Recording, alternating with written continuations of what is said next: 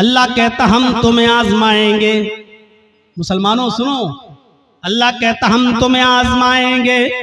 वलनबलुवन्नकुम बिशैइन मिनल खौफ, हम तुम्हें आजमाएंगे खौफ डालकर, ऐसे हालात पैदा कर देंगे कि तुम डरोगे। जैसे आज पूरे हिंदुस्तान के ही नहीं, पूरी दुनिया के हालात पर आप नजर डालिए आप, और किसी एक जगह पर भी आप देख लीजिए कि मुसलमान जहां रहता है उस मुसलमान को कहीं अमन, कहीं शांति, कहीं सुकून उसको नजर आ रहा है? मुझे बताइए। ईरान के हालात देखिए, मुसलमान कहीं सुकून के साथ है। सीरिया के हालात देखिए, मुसलमान कहीं सुकून के साथ है। लेबनान के हालात देखिए, कहीं मुसलमान सुकून के साथ है। इराक के हालात देखिए, मुसलमान कहीं सुकून के साथ है। फिलिस्तीन के हालात देखिए, मुसलमान कहीं सुकून के साथ है। उर्दून के हालात देखिए, मुसलमान कहीं सुकून के साथ है। मुझे दुनिया का कोई ऐसा चप्पा बताइए जहां मुसलमान रहता है और वहां सुकून के साथ हो। आप अपना पड़ोसी मुल्क देख लीजिए, मस्जिदों में बमबारी हो रही है, एक दूसरे को मार रहा और कत्ल कर रहा है। आपके अपने पड़ोसी मुल्क के अंदर मस्जिदें तक महफूज नहीं हैं और वहां आत्मघाती हमले हो रहे हैं। ये कौन सा इस्लाम है और कौन सी इस्लाम की तालीम है? मेरे भाइयों, आप दुनिया की किसी चप्पे पे जाकर देख लो और बताओ, इतिहास, हिस्ट्री और आज की मौजूदा हालात को का जायजा लेकर मुझे बताओ कि मुसलमान कहां चैन और सुकून के साथ है। ज़ोरिबत अलैहिमुज़ ज़िल्लतु वल मस्कना, इतना जलील, इतना रुस्वा, इतना इंसल्टेड, इतना जलील और रुस्वा दुनिया के किसी दौर में नहीं हुआ था जितना आज के दौर में मुसलमान है। क्यों? उसकी वजह यह है कि आज उसके अंदर से ईमान निकल चुका है। वला तहिनु वला तहज़नु व अंतुमुल अलौना इन कुंतुम मोमिनीन। अल्लाह ने तो हुकूमत और सल्तनत देने का वादा, इज्जत और सरदारी देने का वादा उस शर्त पे किया था कि अगर तुम्हारे अंदर ईमान होगा तो हम तुम्हें इज्जत देंगे, हम तुम्हें बुलंदी देंगे, हम तुम्हें बाइज्जत बनाएंगे। मेरे प्यारे साथियों, आज हम जितना जलील हैं उसकी वजह यह है कि आज हमारे अंदर उतना ही कम ईमान कमजोर है। आज उतना ही ईमान कमजोर है आज हमारे अंदर। अभी कोई कह दे किसी का चेहरा देखकर, और मैंने ये दूसरों को तो छोड़ो, मैंने अपनों को देखा है। अपनों से मुराद समझ रहे हैं शेर शाह बिरादरी को, और भी खुल के कह दूं अहले हदीसों को। बस ऐसे ही, अरे बाप तुम्हारा चेहरे पे देखो बहुत मायूस परेशान नजर आते हो। देखिए धूल में लाठी मार रहे हैं, हकीकत में हमें कुछ नहीं मालूम। मुझे लगता है कि जरूर तुम्हारा कोई रिश्तेदार तुम्हारे साथ गड़बड़ कर रहा है, जादू टोना का असर लग रहा है तुम्हारे ऊपर। उसके बाद वो बस आपके पीछे हाथ धोकर नहीं, नहा धोकर पड़ जाएगा। है मौलाना साहब आपको कैसे मालूम? बिल्कुल सही बात है मौलाना साहब, जितना पैसा आता है बचता ही नहीं है। हम कमाते बहुत हैं, एक दिन में 10,000 रुपए कमाते हैं, लेकिन घर आते आते हमारा कभी बेटा बीमार, कभी बीवी बीमार, कभी ये बीमार, कभी वो बीमार, एकदम चला जाता है। मौलाना बरकत नहीं हो रही है। आपने सही पहचाना है। अब मौलाना साहब को मौका मिल गया बकरा हलाल करने का। अब सही है, ये आदमी बस मेरे जाल में फंस गया। एक आदमी तो बाकायदा ऐसा मिला, कहने लगा कि बहुत अच्छी बात आपने कही है, इसका इलाज तो हो जाएगा लेकिन खर्चा बहुत पड़ेगा। उस बेचारे मजबूर आदमी ने कहा कि कितना खर्चा लगेगा मौलाना साहब?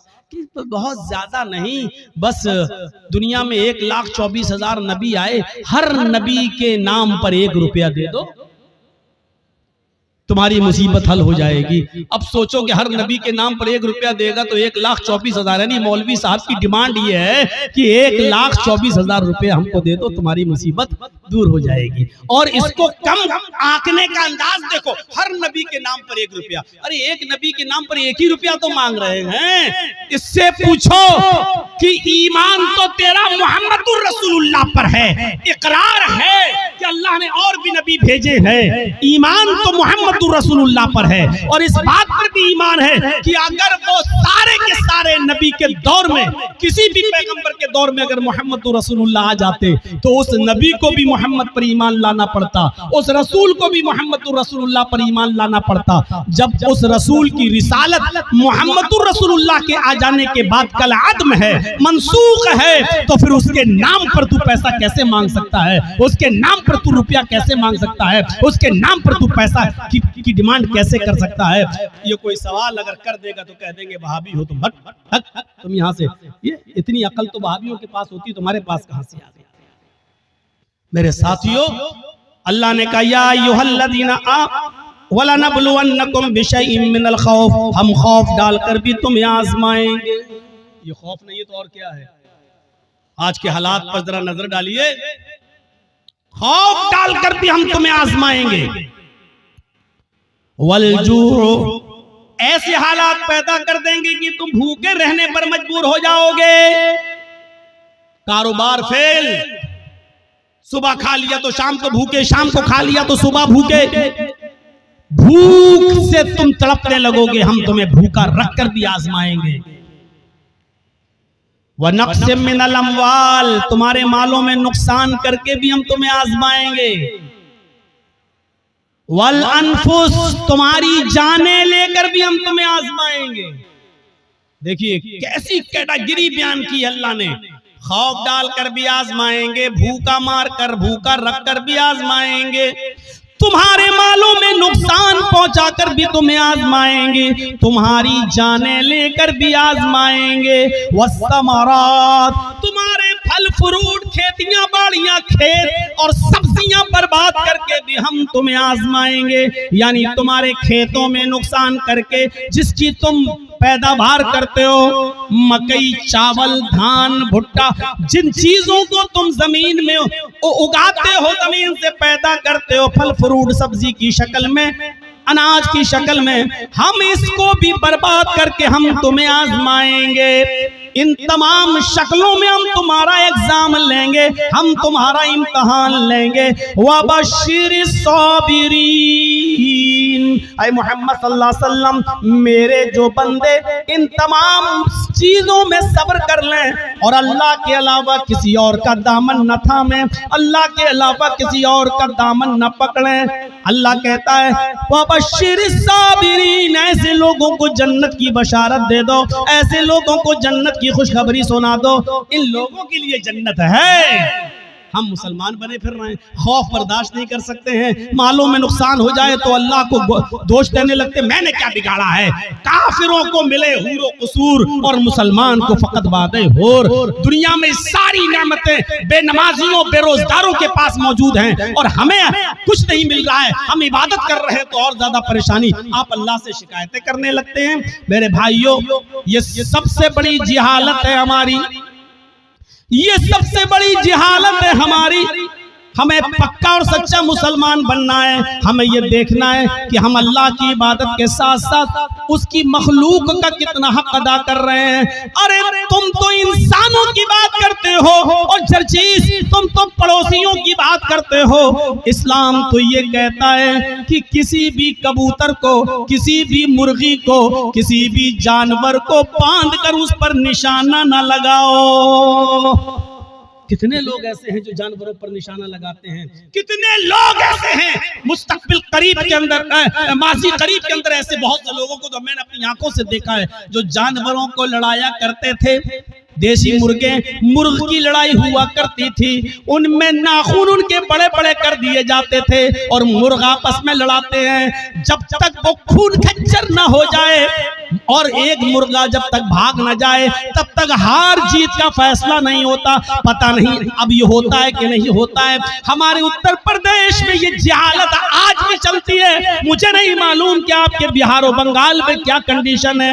मेरे प्यारे साथियों, इस्लाम इस लड़ाई को, जानवरों की और परिंदों की इस लड़ाई को भी हराम करार देता है और मुर्ग को लड़ाकर जख्मी करने वालों को भी मुजरिम करार देता है। मेरे प्यारे साथियों, इस्लाम तो वो प्यारा मजहब है कि एक औरत ने एक औरत ने एक बिल्ली को पकड़ लिया और बिल्ली को पकड़ने के बाद बांध दिया और 3 दिन उसको भूखा और प्यासा रखा, यहाँ तक कि वो मर गई। न छोड़ती थी कि वो शिकार करके अपना गिज़ा हासिल कर ले, अपना रिस्क हासिल कर ले, न खुद को खाना देती थी। बिल्ली भूखी प्यासी मर गई। वो नमाजी थी, सुनो, हाँ गौर करो हदीस के अल्फाज पर, वो नमाजी थी, वो रोजेदार थी, वो अल्लाह की इबादत भी किया करती थी, अल्लाह को माना भी करती थी, लेकिन उसने अल्लाह की एक मखलूक बिल्ली को बांध दिया, उसको भूखा रखा और प्यासा रखा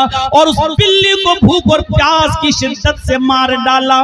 लेकिन जब ये औरत मरी तो अल्लाह ताला ने उसकी नमाजों के बदले उसको जन्नत नहीं दी, उसके रोजों के बदले उसको जन्नत नहीं दी, उसकी ज़कात और खैरात के बदले उसको जन्नत नहीं दी। अल्लाह के नबी फरमाते हैं अल्लाह रब्बुल आलमीन ने उस औरत को जहन्नम के अंदर दाखिल कर दिया, इसलिए कि उसने बिल्ली को भूखा और प्यासा रखा था और मार दिया। नमाज पढ़ लेने का नाम इस्लाम नहीं है, रोजा रख लेने का नाम इस्लाम नहीं है। इबादत है, ठीक है, लेकिन इस्लाम यह है कि तुम अल्लाह की मखलूक के साथ भी रहम करो। अल्लाह की मखलूक, अल्लाह की सृष्टि के साथ भी तुम्हें रहम का बर्ताव करना है। ये औरत बिल्ली को बांध के रखी थी, जब मरी बिल्ली तो मर गई भूखी प्यासी, लेकिन नमाज और रोजा रखने के बावजूद जन्नत की मुस्तहिक नहीं हुई। और बुखारी पढ़िए, एक औरत ऐसी भी थी जो बदचलन थी। अब बदचलन का खुलासा नहीं करूंगा, आप समझ जाइए कि बदचलन किसको कहते हैं। बस दूसरे लफ्जों में कह दूं कि वो तवाइफ थी, क्योंकि हदीस में फाहिशा का लफ्ज मौजूद है, यानी जिस्म फरोश थी, पैसा लेती थी और अपना जिस्म बेचती थी, बदचलन थी, जानिया थी, बदकार औरत थी। उसने एक जंगल में एक कुत्ते को देखा जो गीली जमीन के पास बैठकर अपनी जबान से गीली जमीन को चाट रहा है, गोया कि वो प्यासा है और उस गीली जमीन से कुछ पानी लेना चाहता है, लेकिन गीली जमीन से पानी नहीं मिल रहा है। हदीस के अल्फाज हैं, उस औरत को उस कुत्ते पर रहम आ गया, उसने अपना मोजा उतारा। एक रिवायत में आता है उसने अपनी ओढ़नी, अपना दुपट्टा उतारा, उसने उस दुपट्टे को कुएं में डाला। एक हदीस में आता है कि उसने अपना मोजा, चमड़े का मोजा चलता था, वो चमड़े का मोजा उतारा, अपनी ओढ़नी में बांधा और उस ओढ़नी को चमड़े के मोजे के साथ जब कुएं में डाला तो कुएं का पानी उस मोजे में, उस चमड़े के सॉक्स में आ गया। पूरा मोजा उसने पानी से भर लिया और वो कुत्ते के पास आई और उसने पानी उस कुत्ते के मुंह के पास उलट दिया। कुत्ते ने अपनी जबान से चाट चाट कर वो पानी पी लिया। उस वक्त तक वो उसको पानी पिलाती रही जब तक कि वो कुत्ता प्यास की शिद्दत से उसकी प्यास बुझ नहीं गई, वो सैराब न हो गया और अपने आप दुम हिलाकर जाने लगा। गौर करो ऐ मुसलमानों, ये औरत बदचलन थी, ये औरत जानिया थी, ये औरत जिस्म फरोश थी, इसने नमाजें न पढ़ी थी, रोजा नहीं रखा था, लेकिन एक कुत्ते को पानी पिलाया। वो रहमान और रहीम की रहमत ऐसी जोश में आई, उस रब्बुल आलमीन की रहमत ऐसी जोश में आई कि जब ये औरत मरी तो अल्लाह को उसकी ये नेकी पसंद आई और अल्लाह ने उस औरत को जन्नत के अंदर दाखिल कर दिया। इस्लाम ये बताता है कि अल्लाह अपना हक माफ कर सकता है, लेकिन मखलूक का हक मारोगे तो अल्लाह माफ नहीं करेगा। नमाजों में सुस्ती होगी, अल्लाह माफ कर सकता है, रोजे में सुस्ती होगी, अल्लाह माफ कर सकता है, लेकिन अगर आपने किसी का हक मारा है तो अल्लाह माफ नहीं करेगा जब तक कि आपका वो भाई आपको माफ न कर दे। कितने लोग बैठे हैं यहाँ पर, कितने यतीमों का हक मारे बैठे होंगे, कितना अपने भाइयों का हक मारे बैठे होंगे, और इन सब के हक नहीं भी मारे होंगे तो अपनी बेटियों को और अपनी बहनों का हक तो मारे ही होंगे।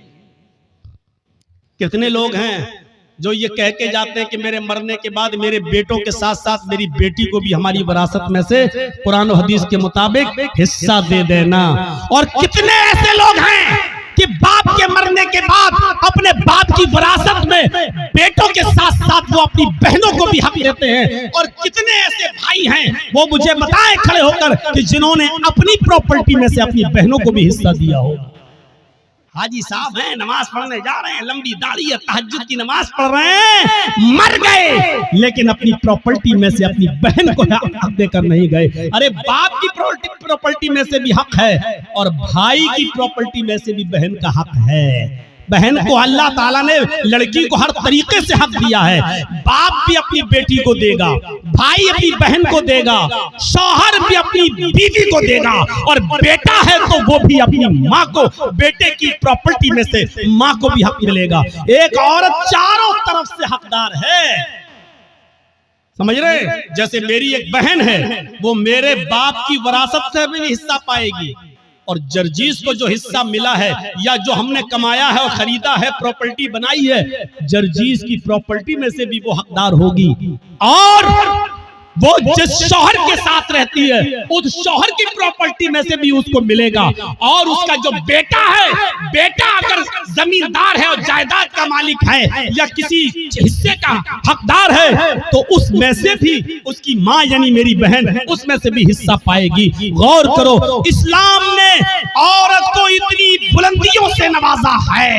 ये मीडिया के लोग जो उछालते हैं और भागते फिरते हैं और कहते हैं कि इस्लाम ने जुल्म किया है, जुल्म किया है, जुल्म, ये जुल्म नहीं है। मुझे बताओ कि बाप की भी विरासत में से, बेटे की भी विरासत में से, भाई की भी विरासत में से और शौहर की भी विरासत में से ऐसा कौन सा मजहब है और ऐसा कौन सा संप्रदाय है जो अपने बहन, बेटी, बीवी को हक देता हो? मेरे भाइयों, ये इस्लाम है जिसने औरत को इतनी इज्जतों से नवाजा है।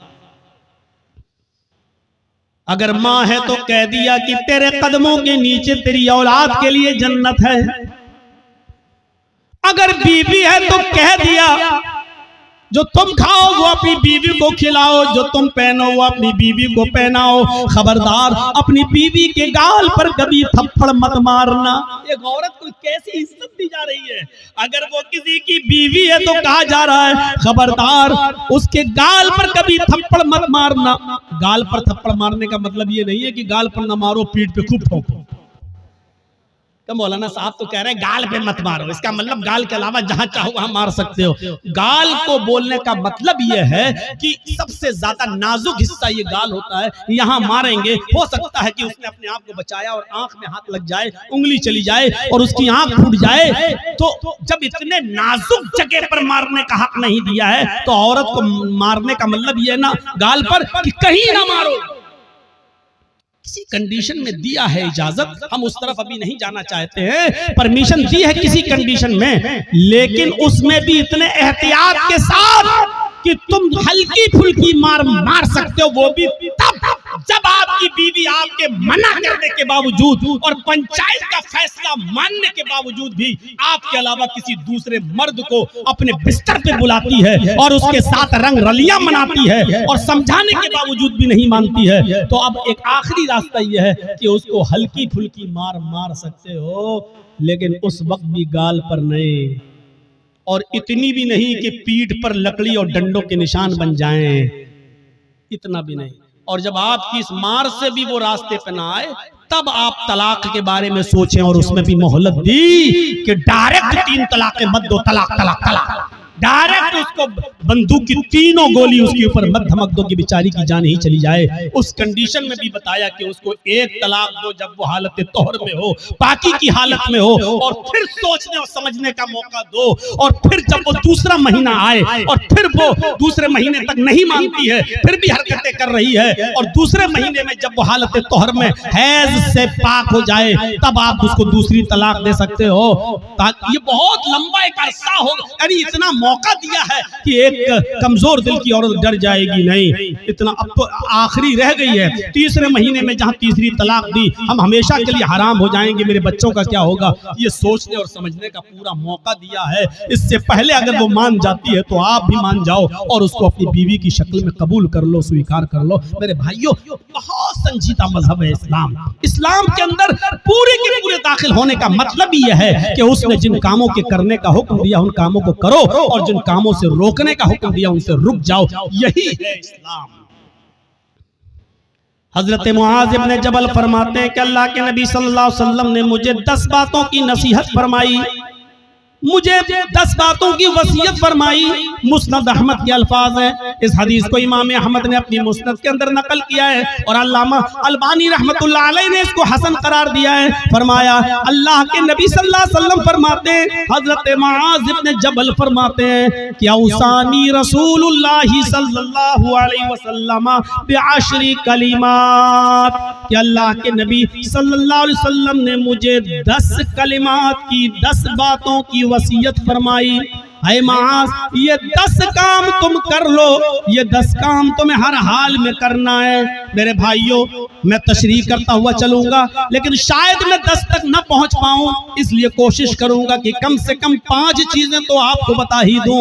अल्लाह के नबी सल्लल्लाहु अलैहि वसल्लम ने 10 चीजों की वसीयत फरमाई और 10 चीजों में पहला नाम ये लिया, ऐ मुआज ला तुशरिक बिल्लाहि शैअन इन कुतिलता हुर्रिकता। ऐ मुआज, तुम कभी किसी भी हाल में अल्लाह के साथ शिर्क मत करना, अल्लाह के साथ किसी को शरीक मत ठहराना, अल्लाह के साथ कभी किसी भी हाल में किसी को शरीक मत करना। इन कुतिलता औ हुर्रिकता, अगरचे तुम्हें कत्ल कर दिया जाए या तुम्हें आग में जला दिया जाए। अरे भाई, 1 घंटा हो गया बोलते हुए, अब तो बैठ जाओ सही से। लगता है स्प्रिंग लगा हुआ है आपके। कुतिलता, अगरचे कत्ल कर दिया जाए। शिर्क बड़ी अजीब चीज है।